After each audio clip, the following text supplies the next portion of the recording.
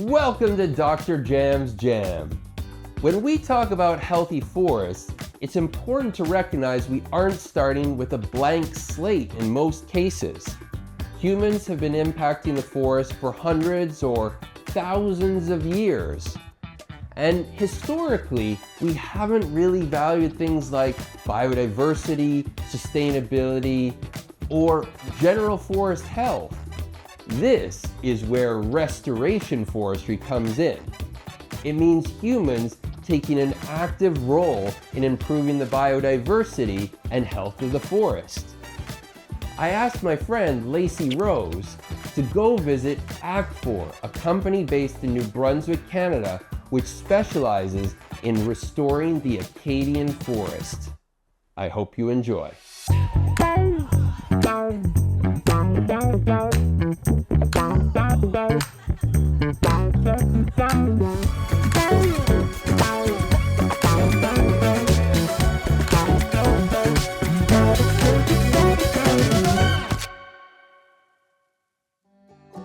We're here in beautiful New Brunswick to visit the team from ACFOR, who are leaders in ecological forestry here in the Acadian Forest.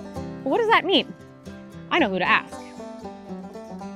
We're meeting with Mathieu Leblanc, who's the founder of ACFOR. Although I went to school here in New Brunswick, I haven't practiced forestry here, so I have a lot of questions.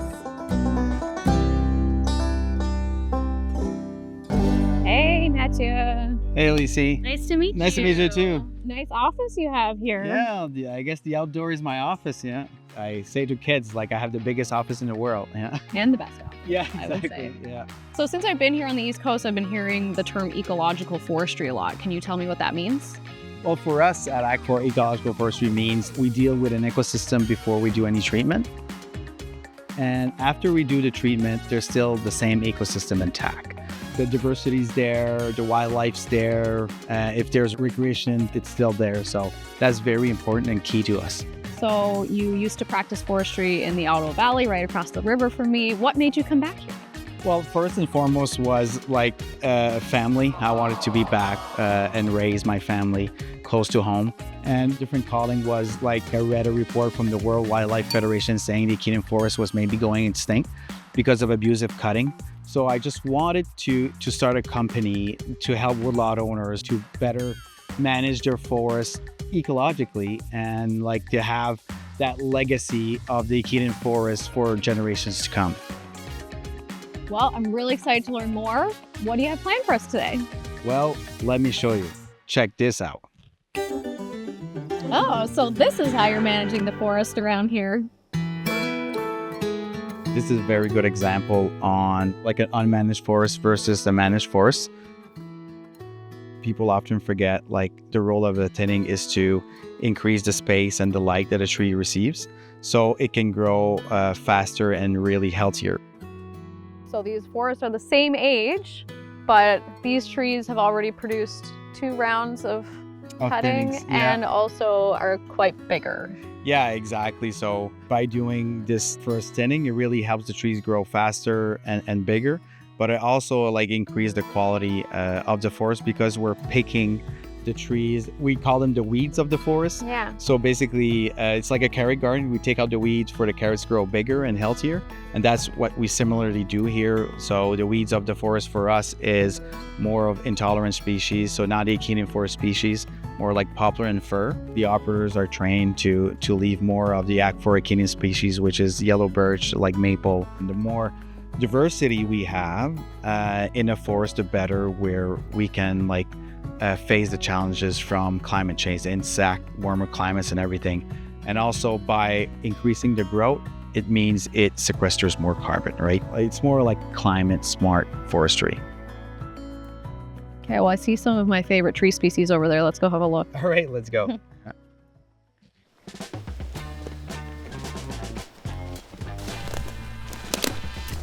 So this beautiful yellow birch that got left behind here, you've created better growing conditions, more open, more sunlight, more nutrients and water getting to it. So it's going to be a lot bigger the next time you come around than if you had not done that treatment, right? For sure. Like this yellow birch will probably grow twice the size in the next 10 years. So it's really creating like the perfect growing habitat for each of these species. And I definitely see that you're not taking everything out. You know, there's brush and stuff left behind, and there all is still fir and other conifers left for those solitary conifer wildlife values that they're contributing to. So is this a good example of a, you know, wildlife value that's been created out here? Yeah, exactly. So people think like with wood energy, you take everything from the forest, and we really believe that there needs to be like a balance. So we only take like the stems of the tree. And so here we left like a bunch of treetops together, and now it serves as a small wildlife habitat like grouse or hare, that they can actually have a habitat now because they weren't like these crowns on the forest floor before we came, right? So it helps the wildlife and the forestry. So what would you call this?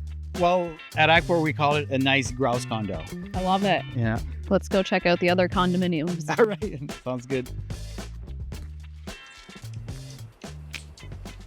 For you to truly understand what we're doing here, I'm gonna get you to get right in the machine, the awesome machine. All right.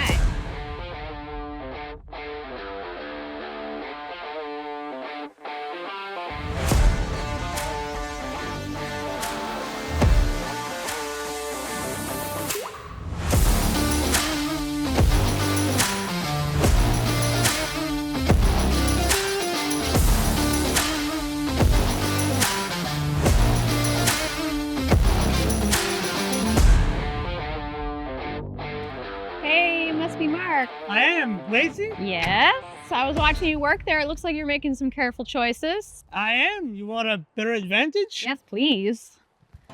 So this is a harvester, and its job is to harvest or cut down trees, Cut down right? trees. That's right. And so you are approaching the tree, and you're gonna reach down to the bottom, and a little saw comes out, and then what happens? So I'm dividing it as stud and pulp. Pick this tree because it doesn't grow or thrive as much as the others. So it's a non-vigorous tree. So why did you leave that tree? It's an Acadian Forest species. It's a red maple. So we want to spread the good genes, right? Yeah. So you've been to areas that have been thinned a couple times already. What did you think? I think it looks great. It almost looks like there's nobody that ever cut there. You get basically the same product, the same volume the second time, if not better, right? Seeing that regeneration, it does make a difference, you know? So yeah, I think it's really good. Well, I guess I better go find Mathieu. We have some more things to see. So thank you so much for showing me. It feels like the forest is in good hands.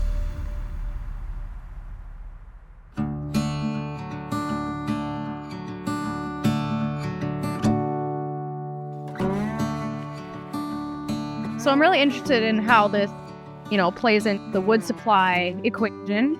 If there is a market for biomass, is that going to affect how the forests are managed sustainably, or like how much is this going to take? This is a pile of biomass of a lot of dying trees and like non-vigorous trees that we harvested. So like this pile behind me would heat a school for a year. So you're not harvesting any more area to provide this. It's to do with work you're already doing within the sustainable amount that can be harvested from the forest. Yeah, exactly. We're not harvesting more. We're just utilizing more of the resource, because like there's a lot of rot in this wood, and we can't utilize it for any saw material or anything. But now we have a home for it. So instead of leaving it on the forest floor because of no market, we're using it as wood energy. The way we look at it in a community when we get there is we do this analysis of how much sustainably the forest can produce, what's the annual allowable cut of that forest. And it's maybe like 20% is utilized as wood energy, but that's how much wood heat facilities we should put in. All right, so not put more and then look for the wood after. What does the nature can actually produce for us, and then we evaluate how much wood energy facilities we can put in a local community. Yeah, so keeping it local reduces travel and other emissions. So, but also it's more stable. Schools and hospitals can now forecast their heat for the next 20 years, right? Yeah. Instead of this roller coaster ride of fossil fuel. What was a huge game changer in the wood energy industry is the technology of the combustion. So like just the waste from one of our machine in a week, we can heat a school for a whole year. As ACFOR shows, humans can have a very positive impact on the forest. Forest restoration doesn't always mean walking away and hoping for the best. We can accelerate the restoration process by actively removing low-grade wood fiber. But that fiber requires a market. And in most cases, that means bioenergy. So, when done well, bioenergy can help restore degraded forests. Until next time, keep on jamming.